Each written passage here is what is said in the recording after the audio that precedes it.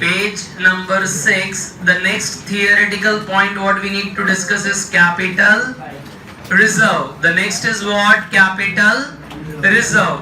Now what do you mean by this? Last lecture हमने देखा reserve capital. Last lecture हमने क्या देखा? Reserve capital. कि out of 10 rupees if you have called up 8 and 2 rupees is still uncalled, मतलब हमने वो 2 रुपया शेयर होल्डर से मंगाया नहीं है, तो हम फिर उस 2 रुपए का क्या करेंगे? We will pass a special resolution और उसको हम रिजर्व में डाल देंगे, and that 2 rupees I'll call only at the time of will call only at the time of liquidation. Yes or no? Yes or no? Now this is what capital reserve. तो ये क्या बोल रहा है जरा समझो. जब भी बिजनेस में हम कैपिटल प्रॉफिट करेंगे, what we'll do?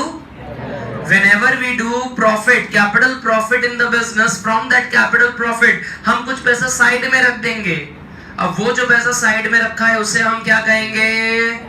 Capital reserve. One mark theory important.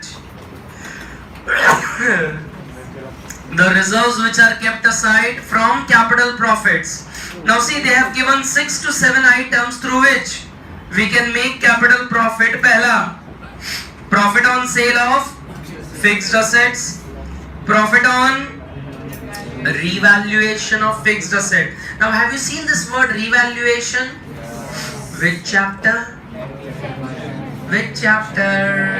Admission, retirement, उन सब में तुमने देखा है. Then profit prior to the incorporation of the company. बेटा 3, 4, 5, 6 we are just reading it out. तुम्हें अभी समझ में नहीं आएगा, चैप्टर में हम थोड़ा आगे बढ़ेंगे तब फिर ये बात समझ में आएगी. Profit prior to incorporation, premium, वो आज मैं तुम्हें समझाऊंगा. Premium of issue of shares, then profit on redemption of debentures, and the last is profit on reissue of the forfeited share. Now profit on reissue of forfeited share वो chapter में जब हम थोड़ा आगे बढ़ेंगे तब तुम्हें समझ में आएगा. बेटा यस और नो? नेक्स्ट जरा देखो, how I can issue shares to public. वहां पर पूरा उसका प्रोसीजर दिया है. अब उसका हम खाली हेडिंग पढ़ते जाएंगे और अंदर का मैं तुम्हें जो समझाऊं वो as a important point you start underlining the same. Okay, now first what will do, will take permission for issue. मतलब हम पहले गवर्नमेंट से परमिशन लेने जाएंगे एंड गवर्नमेंट हमको डायरेक्ट करेगी सेबी को. तुमने बेटा सेबी सुना है? SEBI security exchange. तो हमको वो सेबी को एक्सचेंज वो हमको डाइवर्ट करेगी और हमको सेबी के सारे गाइडलाइन फॉलो करने हैं. Then I can get the permission for issue. मतलब तभी हमको परमिशन मिलेगी कि हम लोगों को अपने शेयर्स ऑफर कर सकते हैं. देन क्या होगा, जैसे ही हम सेबी के पास गए हमको डिटेल्स देनी पड़ेगी of proposal to be send to SEBI. Then the SEBI approves, then I will get what? Offer to public. हम फिर वो ऑफर करेंगे पब्लिक को कि सेबी की सारी गाइडलाइंस हमने फॉलो कर दी हैं. एंड देखो नेक्स्ट क्या है, the detail will be shown in, मतलब हम अपना एक प्रोस्पेक्टस इश्यू करेंगे. प्रोस्पेक्टस क्या है? कि जिसमें कंपनी के बारे में सारी इंफॉर्मेशन है. क्या है? कंपनी के बारे में सारी इंफॉर्मेशन है. तो what is the first step of issue? I take the permission of the government and government will ask us to go to SEBI. अब जैसे कि हम सेबी के पास गए, उसके सामने हम प्रपोजल रखेंगे कि भाई ऐसी ऐसी मस्त कंपनी हम लेके आना चाहते हैं कि जहां पर हम पब्लिक का पैसा लेंगे. सेबी ने हमको परमिशन दे दी तो will offer to public and then will give all the details in the. फिर क्या होगा, लोग हमारे शेयर्स के लिए अप्लाई करेंगे. देखो, they will apply for my shares. अब उसमें दो इंपॉर्टेंट एमसीक्यू है. दो important MCQ. Provisions for the amount, वो मिला प्रोविजंस फॉर द अमाउंट. बेटा did you see that? Provisions for the amount, वो वाला पॉइंट मिला. Meet read loudly. For share application, after reading the prospectus, the public applies for shares in the company on a prescribed form. Each application must accompany the number of shares applied, name and address of applicant, their bank account number, their name and number of demat account, and also amount of total application money. The amount of share application money by check or draft with application form must be deposited by the applicant. Underline this point, very important. मतलब जब मैं apply कर रहा हूं company को कि I want your shares, तो मुझे उसके साथ कुछ पैसे भिजवाने पड़ेंगे बाय चेक और बाय ड्राफ्ट. देखो लिखा है वहां पर, pay attention. I have to give by some money by cheque और draft along with the application form. आगे. In the scheduled bank which is specified by the company, the name of the scheduled bank is mentioned in the prospectus. Okay. Provision for amount to be called upon application are as under. According to Section 39 of Companies Act 2013, application money on shares should be minimum 5% of face value of shares. The minimum 5% of the face value of the, मतलब हम public से जितना भी पैसा उठाने का ये हमने रिक्वायरमेंट डाला कि भाई हमको इतने पैसे चाहिए, 10 लाख, देन 15 लाख, तो मिनिमम एप्लीकेशन के साथ हमारा जितना भी टारगेट है उसका कितना परसेंट हमको मिल जाना चाहिए? 5%. मतलब जितना भी टोटल मनी आने वाला है एप्लीकेशन के साथ कितना आ जाना चाहिए? 5% मिनिमम तो आ ही जाना चाहिए. Next. As per the present rules of SEBI, the amount to be paid with application of shares by applicant should not be less than 25% of issued price of the share. Underline the new rules. What it says, the new rules. मान लो आज मेरे share का face value है 10 रुपया. What's my face value of the share?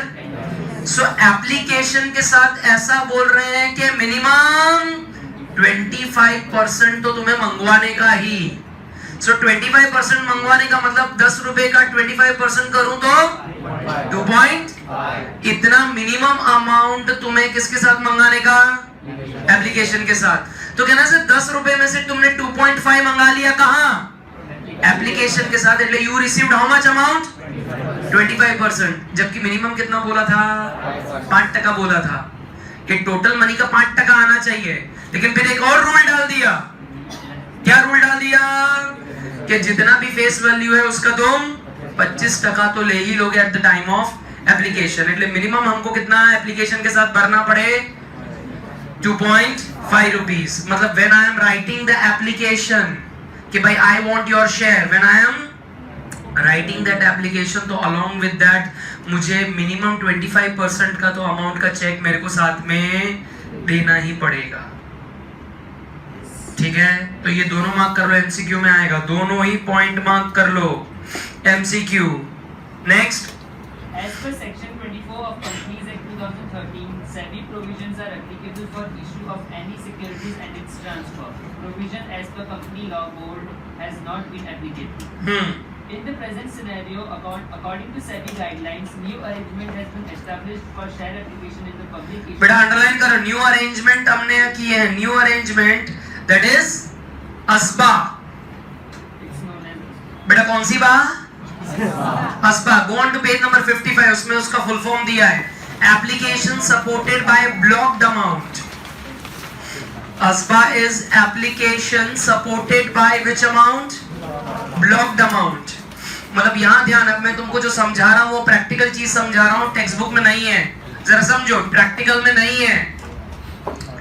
नवे rules, नवे guidance के हिसाब से अब क्या हो गया है कि अगर आज मुझे किसी कंपनी का शेयर बाय करना है तो सबसे पहले मेरे पास क्या आना चाहिए? क्या होना चाहिए मेरे पास? डीमैट अकाउंट होना चाहिए. Which account? Just like in your bank you have a saving account. Just like in your bank you have what? Saving account. Similar to that, for acquiring what? Shares. For getting shares or to sell the shares, now it is all done electronically. No physical form of shares are now available. In previous days, in past days, company वो certificates भिजवाती थी shares के, certificates. But अब वैसे certificate नहीं है. Everything is done electronically. और तुम्हारे पास कौन सा अकाउंट होना चाहिए? डीमैट अकाउंट होना चाहिए, तो ही तुम शेयर्स का ट्रेडिंग कर सकते हो. बराबर है. अब ये डीमैट अकाउंट तुम्हारे बैंक अकाउंट के साथ उन्होंने लिंक्ड कर दिया होता है. What do they do? मतलब आज अगर मान लो मेरे को शेयर्स खरीदने हैं तो मेरे बैंक अकाउंट में से सीधे पैसे कट जाएंगे, और अगर बाय करने हैं तो कटेंगे, सेल करें तो पैसे आएंगे. और वो सारा शेयर्स का ट्रेडिंग होगा कौन से अकाउंट से, और पैसे जाएंगे मेरे बैंक अकाउंट में, because my bank account will be linked up. अब आज मैं अगर कोई भी शेयर्स के लिए अप्लाई करता हूं, what am I doing, if I am applying for the shares, तो मैंने कल ये बताया था तुमको आईपीओ के बारे में, initial public offerings, initial public offerings. तो उसमें अगर मैंने ये आईपीओ के लिए क्या करा है, अप्लाई करा है, तो मेरा जो बैंक अकाउंट जो मेरे डीमेट के साथ क्या है, लिंक्ड, उसमें असबा हो जाएगा। बेटा क्या हो जाएगा, असबा हो जाएगा उसमें। मतलब क्या, असबा होने का मतलब क्या, मान लो if I want to apply for IPO of 40 shares and each share price is 300 rupees, so from my bank account 12,000 amount will be blocked। मतलब मेरे बैंक अकाउंट में से वो पैसे निकल नहीं गए हैं, वो क्या हो गए हैं, ब्लॉक हो गए हैं, क्योंकि अभी मैंने सिर्फ शेयर के लिए क्या करा है, अप्लाई करा है। तो मेरे बैंक में ये 12,000 रुपए क्या हो जाएंगे, ब्लॉक। मतलब मेरे को उसको वापरने का नहीं, और मेरे खाते में से भी गए नहीं है। फिर जब कंपनी डिसाइड करती है कि कोई लोगों को चलो शेयर्स अलॉट करिए, शू करिए, शेयर्स अलॉट करते हैं, तब अगर मान लो मुझे शेयर्स अलॉट हुए तो ये 12,000 तब मेरे बैंक में से कट जाएंगे, और अगर शेयर अलॉट नहीं हुए तो ये जो 12,000 मेरी ब्लॉक्ड थी वो अनब्लॉक हो जाएगी ऑटोमेटिक। એટલે પછી મારે 12,000 રૂપિયા વાપરવા મળી જશે। बेटा कुछ दिखाओ जज्बा पढ़ने में। Are you getting what is asba? Sure. Application supported by blocked amount, application supported by blocked amount। तो एप्लीकेशन के साथ ये सारा सिचुएशन है, this is practical what I am explaining it to you. फिर जरा देखो नेक्स्ट क्या है, तुमको शेयर्स होंगे क्या, अलॉट। अगर शेयर्स अलॉट होंगे तो तुम्हारे घर पे बेटा लेटर आएगा कि we are pleased to inform you कि yes you are the lucky ones, welcome to the family. ऐसा लिखेंगे कि तुम्हें शेयर्स अलॉट हो रहे हैं। और मान लो तुमको शेयर्स अलॉट नहीं हुए तो भी तुम्हारे घर पे लेटर आएगा कि we regret to inform you, we regret to inform you कि भाई तुम्हारे को शेयर्स अलॉट नहीं हुए। लेटर हाउस है, घरे लेटर आएगा, या तो अलॉटमेंट का आएगा या तो रिग्रेट का आएगा, ठीक है। और उसके बाद देखो हम ये मान लो ये एप्लीकेशन के साथ हमने 2.5 रुपीज मंगवाए, तो उसके बाद क्या करेंगे हम, बाकी का पैसा हम इंस्टॉलमेंट में मंगाएंगे। तो नेक्स्ट आइटम देखो क्या है, the balance amount will be received by instalments. Turn the page, go on to page number 8, very again important theory। shares issued by which placement, shares issued by which placement। अब देखो इसमें होगा क्या, जरा समझो इसमें होगा क्या। मान लो I want to issue 20 lakh shares, कितने शेयर्स इश्यू कर रहे हैं, 20 lakh shares I want to issue, and each share price is 10 rupees। तो how much money I want, 2 crores। How much money I want, 2 crores। तो what I feel is कि मैं government के पास गया, सारा मैंने प्रोसीजर फॉलो कर दिया, सेबी के रूल्स भी फॉलो कर दिए, सब मैंने प्रोसीजर खत्म कर दिया। उसके बाद मैं जाता हूं सीधा बैंक के पास। मैं बैंक में जाके बोलता हूं कि मैं 20 लाख लोगों को ढूंढूं जो मुझे 10 रुपया देवे, और मेरे का 2 करोड़ रुपया का कैपिटल मेरे को वो ऐसे जनरेट हो। उससे better what I give you कि तुम ही मेरे कंपनी के 1 लाख शेयर्स ले लो। क्या किया मैंने, मैं HDFC बैंक में गया, HDFC बैंक को ऑफर क्या की कि देख मैं एक मस्त कंपनी लेके आने वाला हूं, मैं लोगों को शेयर्स दूं, इससे बेटर तू मेरा शेयर्स ले ले, और फिर जब मेरी कंपनी का शेयर का प्राइस बढ़ेगा तो तेरे को भी प्रॉफिट होएगा। तो इफ HDFC बैंक्स फील कि my business is a profitable one, तो वो मेरे से मेरे शेयर्स बाय कर लेगी। अब उसने 1 लाख खरीद लिए, फिर मैं LIC ऑफ इंडिया में चला गया, उनको कहा देख HDFC मैंने मेरे खरीद लिए सारे शेयर्स, थोड़े ही बचे, तेरे को चाहिए? तो बोले हाँ HDFC ने लिया तो मैं भी ले लेता हूँ। तो इस तरह से हमने क्या करा कि we didn't go to public, हमने वो 20 लाख शेयर्स के लिए लोगों को ढूंढने की हमको जरूरत, हम सीधे फाइनेंशियल इंस्टीट्यूशन के पास गए कि जहां पर 5-10 करोड़ हमें लेना बहुत इजी है, 5 to 10 करोड़ रुपीस हमारे लिए लेना बहुत इजी है। तो हम सीधा जाके उन्हीं से वो शेयर्स देके सीधा पैसा लेके आ गए।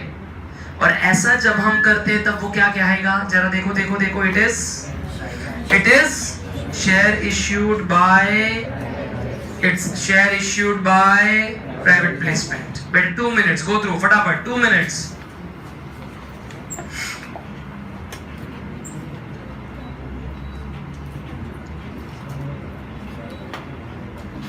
फटाफट फटाफट फटाफट।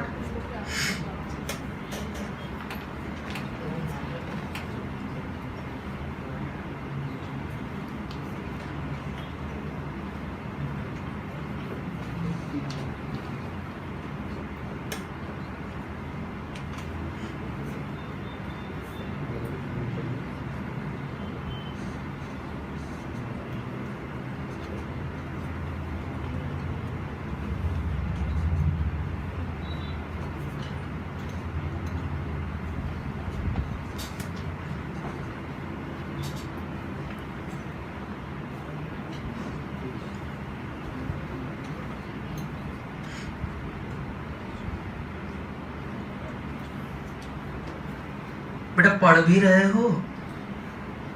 हाय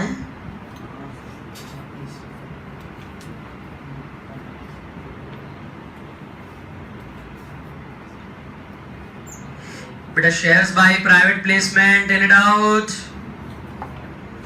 The next topic I have already discussed it with you, over subscription and under subscription। कल समझाया था over subscription and now if I am giving 2 lakh shares तो 1,80,000 तक का तो उनको सब्सक्रिप्शन चाहिए ही चाहिए। अगर उससे 190 हुआ, 2 लाख के बदले 190 हुआ, मतलब 10,000 कम पड़े, अंडर सब्सक्रिप्शन। 2 लाख के शेयर से उसमें 5 लाख लोगों ने अप्लाई कर दिया, दैट इज ओवर सब्सक्रिप्शन। और जब भी बेटा ओवर सब्सक्रिप्शन होता है हम उसका एडवांटेज ले सकते हैं, हम अपने शेयर के प्राइस बढ़ा देंगे और 10 रुपए का शेयर हम कहेंगे 50 रुपीज का हो गया है, तो ये जो 40 रुपीज आया उसे हम क्या कहेंगे, premium. It's called which amount, premium amount. Are you getting it? And that happens when it is over subscription. अब पेज नंबर 8 पर जरा देखो, at the bottom what does it says? बेटा पेज नंबर 8 पर at the bottom what does it says? The methods to issue the shares. What have they given? The methods to issue the shares. अब उसमें देखो there are 3 methods. Previously it was there. How many methods were there? 3 methods. मतलब I can give my share at par, I can give my share at premium, or I can give share at a discount. Now par का मतलब क्या? If my face value is 10 share, I give to my shareholder at 10. 10 रुपए का share 10 रुपए में दिया, that is said to be par. 10 रुपए का शेयर 100 रुपीज में दिया, 90 rupees extra, 90 rupees. Now that extra amount is premium. And वो जो हम 90 रुपया प्रीमियम मंगवा रहे हैं वो मेरा कैपिटल प्रॉफिट है।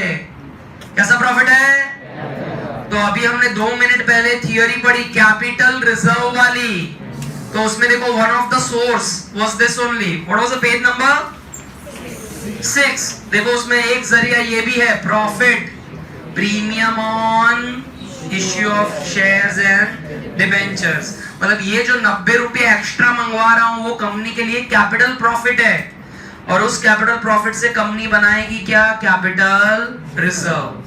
क्या बनाएगी? अरे डिस्काउंट वाला है, मान लो 10 रुपए का शेयर 1 रुपया डिस्काउंट देके कितने में दिया, 9 रुपीज में।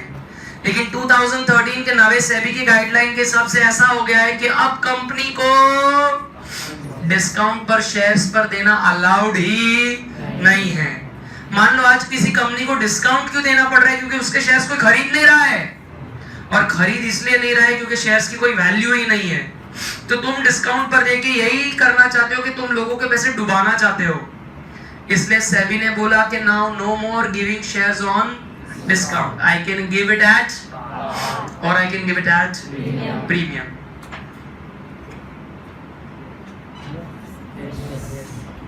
Give the heading in your notebook. Come on, take it out. Let's start the basic entries. एक imaginary sum मैं तुम्हें यहाँ पर लिखवा रहा हूँ, imaginary, and then based on that we'll write all our basic entries. Okay?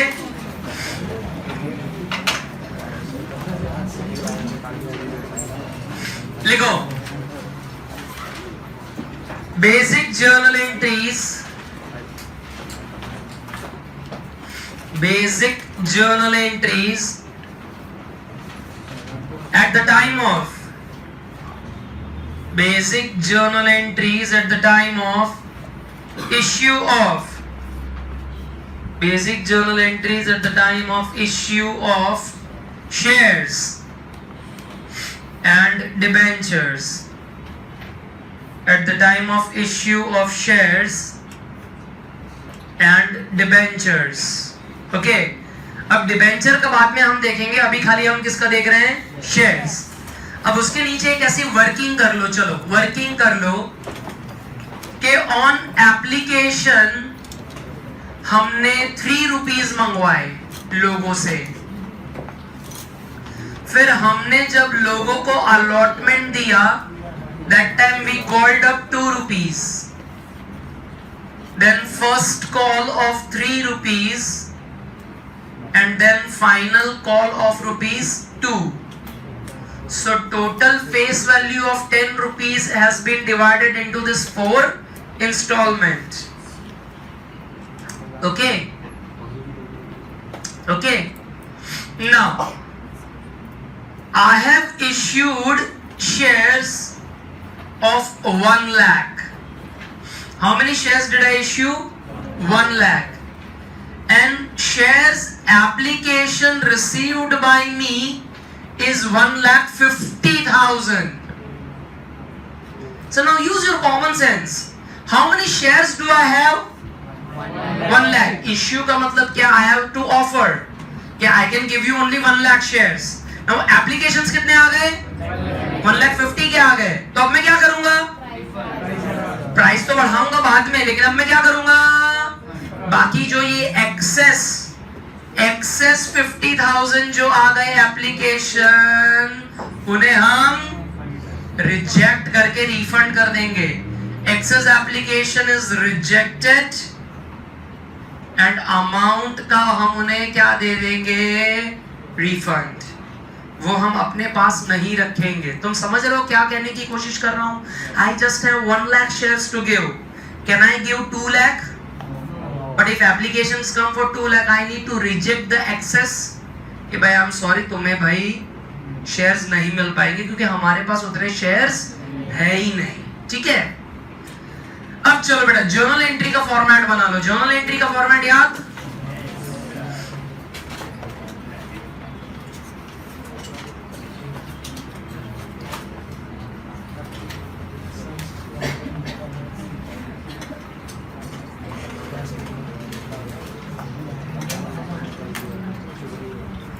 पूरा सम जो हमने वर्किंग करके मैंने लिखा वो कुछ समझ में आ रहा है? पूरे सम्स की वर्किंग जो की मैंने. वैसे तो तुम स्कॉलर हो.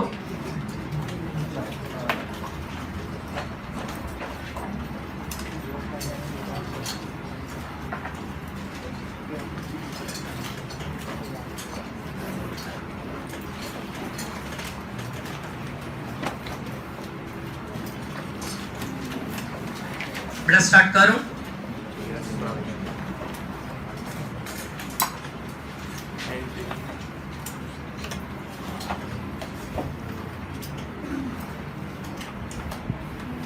बेटा स्टार्ट करूं? Now let's go step wise. बेटा what will be our first step? कि विल राइट एप्लीकेशन कि भाई yes I am interested in buying your share. अभी 2 मिनट पहले हमने थियरी पढ़ी, जब तुम सो रहे थे मस्त गहरी नींद में थे, तब हमने थियरी पढ़ी कि अकेला एप्लीकेशन फॉर्म नहीं भरना रहता है तुमको, उसके साथ पैसे भी भिजवाने पड़ेंगे। सो इफ आई से, इफ आई अप्लाई कि I am interested in buying your 100 shares, तो मैं उस एप्लीकेशन के साथ 100 रुपी 100 शेयर्स इनटू 3, मतलब I will be sending him उसको 300 रुपए का चेक। अरे बोलो ना यार, तुम अप्लाई कर रहे हो कि मेरे को तुम्हारी कंपनी में 500 शेयर चाहिए, I am interested in buying how many shares 500। बेटा इसीलिए तो एक्सेस आ रहे हैं ना, एक जना एक शेयर नहीं मांग रहा है कि मुझे एक ही शेयर दो।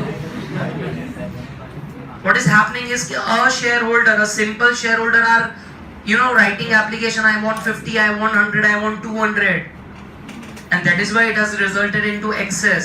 But then when you are writing कि I want 500 shares, when you are filling that application form, तो जितने shares चाहिए उसके साथ तुम्हें क्या भिजवाना पड़े, application money। और यहाँ पर हम ये जो journal entry सब लिख रहे हैं, वो किसको ध्यान में रख के लिखेंगे?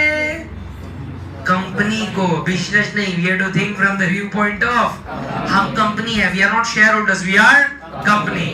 So at the time of application, ये जो मेरे को application form के साथ मेरे को पैसे भी मिलेंगे। So पहली एंट्री लिखो, पहली एंट्री लिखो, पहले उसका हेडिंग लिखो, हेडिंग लिखेंगे application money received,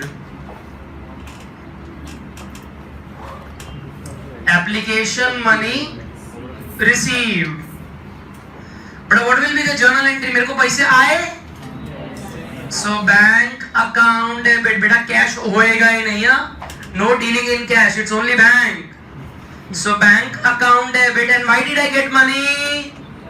Because of application। So लिखेंगे हम to equity share application।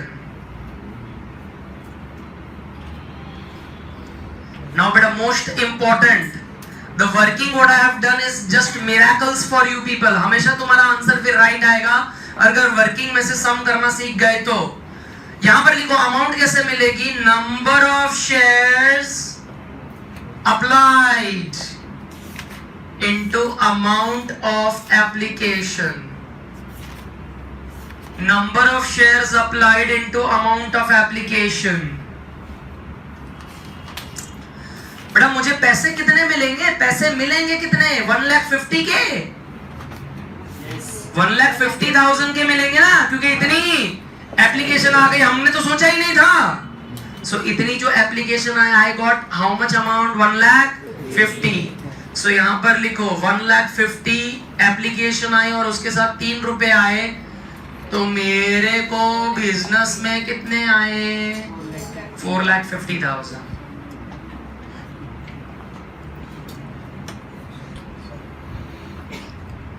तो बेटा ये जो एप्लीकेशन का पैसा आया, ये जो एप्लीकेशन का पैसा आया, इट इज टूवर्ड्स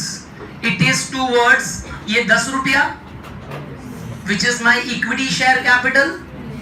तो ये जो पैसा आया एप्लीकेशन का वो हम ट्रांसफर कर देंगे किसमें, इक्विटी शेयर कैपिटल में, क्योंकि अल्टीमेटली मेरे को ये 10 रुपए मिलने वाले हैं, that is for my equity shares what I have issued it to public. तो सेकंड हेडिंग मारो, transfer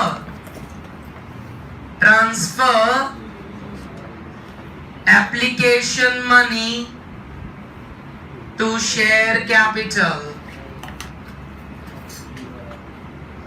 transfer application money to share capital।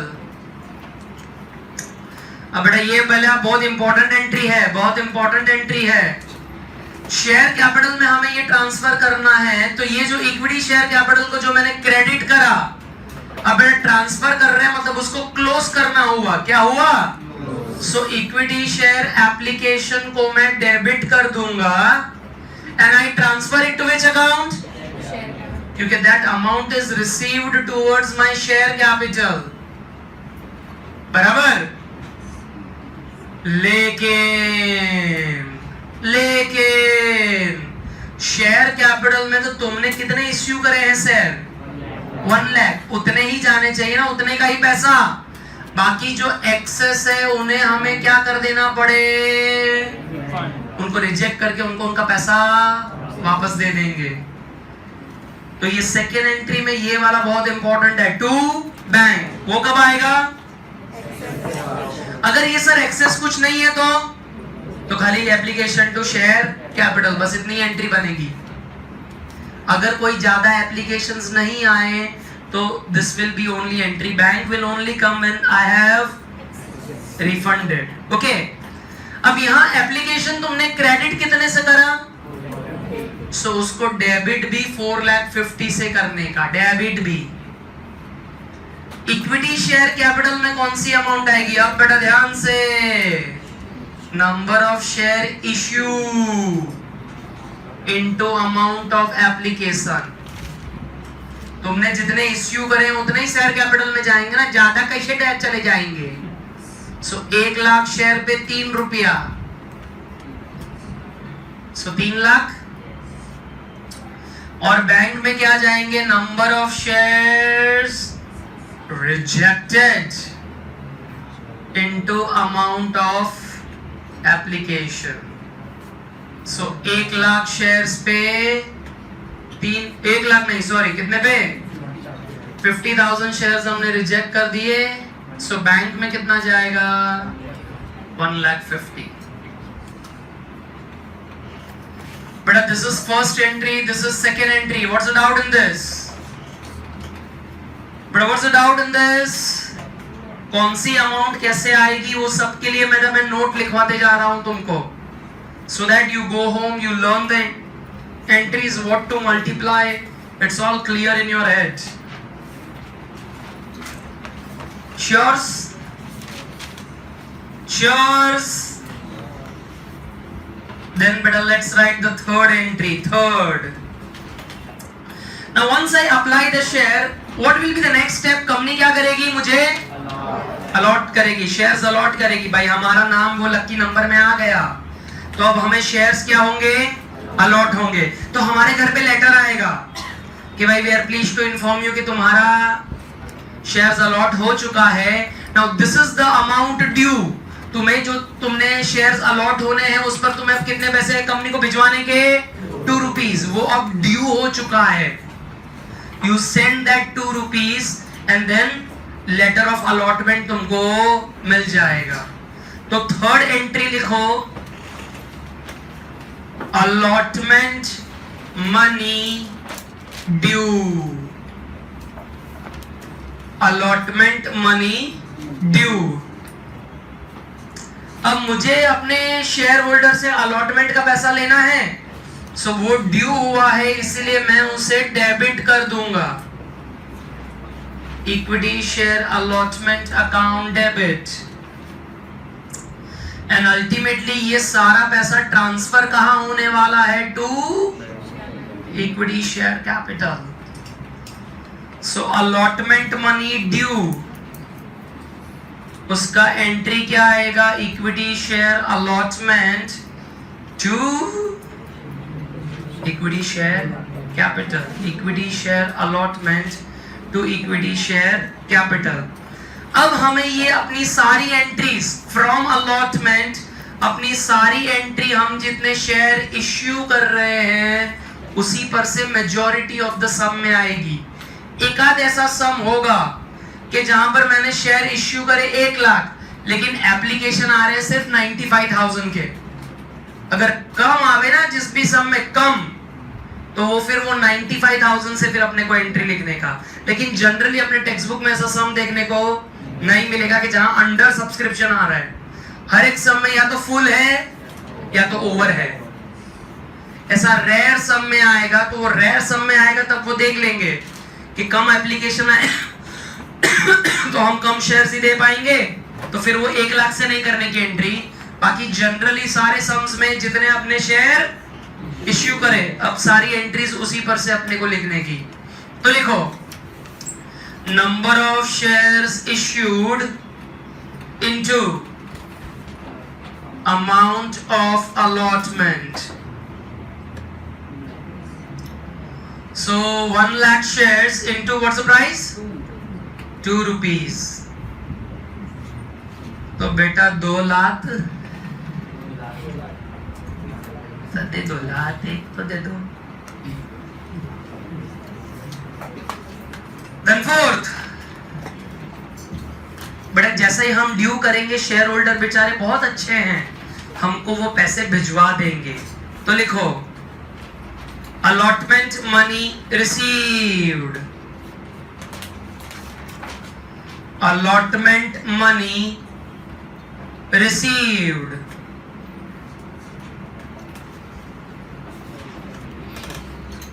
बेटा क्या लिखा? Allotment money received. Now if I am a company, मेरे को पैसा आ रहा है तो किसे डेबिट करूं?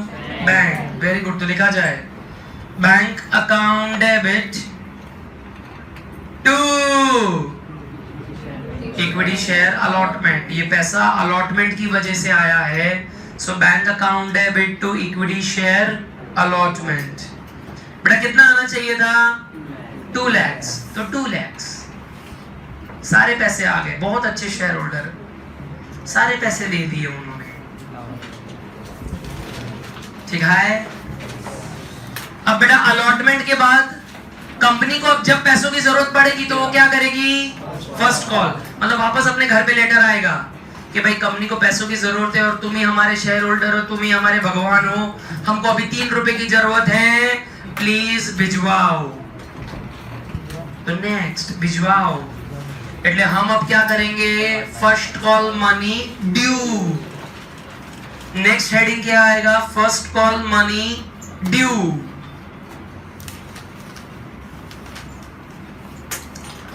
स्कॉलर बैच कुछ कॉमन लग रहा है? अलॉटमेंट मनी ड्यू की एंट्री क्या लिखी? Equity share allotment to.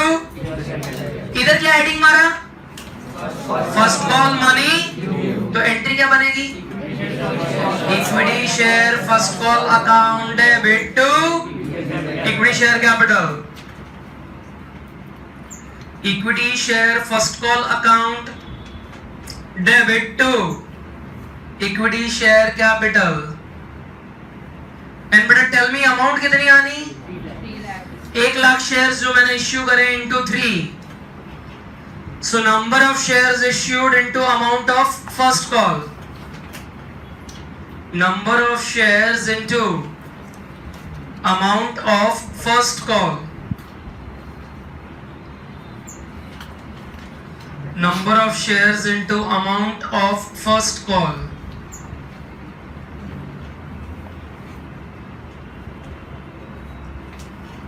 बेटा तो 3 लाख आले, 3 lakh. And beta once I make it due, what will happen next? तो लिखा जाए first call money received। Next heading मारेंगे फर्स्ट कॉल मनी रिसीव्ड। बेटा tell me the entry. Bank account debit to equity share first call. Bank account debit to equity share first call.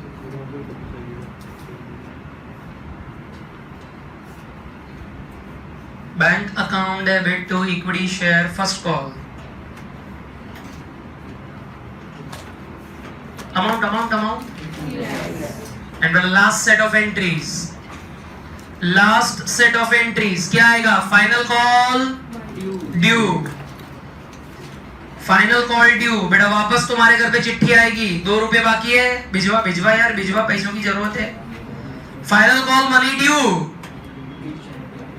बेटा entry equity share final call account debit. Equity share final call account debit to equity share capital.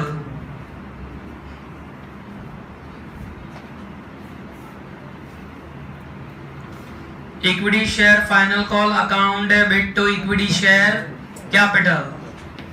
And बेटा what will be the amount? Shares I have issued 1 lakh and into 2 lakhs.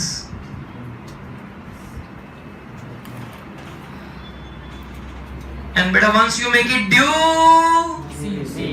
लिखो final call money received.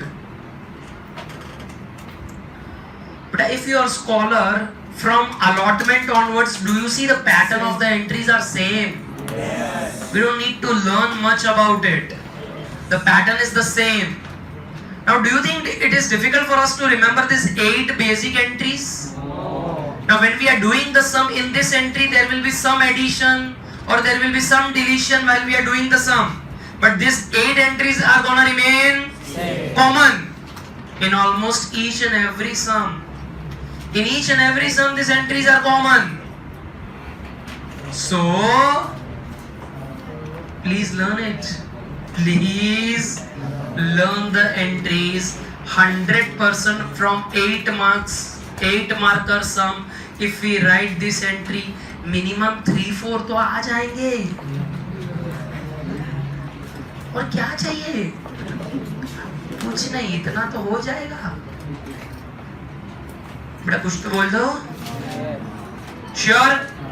I'm giving you 2 minutes. Learn the entry. फटाफट. Learn the entries.